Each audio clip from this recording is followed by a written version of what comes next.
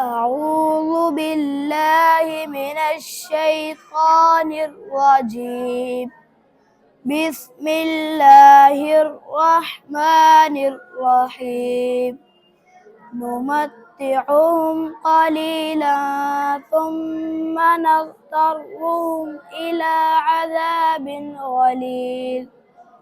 ولئن سألتهم من خلق السماوات والأرض ليقولن الله.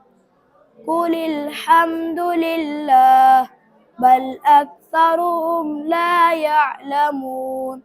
لله ما في السماوات والأرض إن الله هو الغني الحميد. صدق الله العظيم.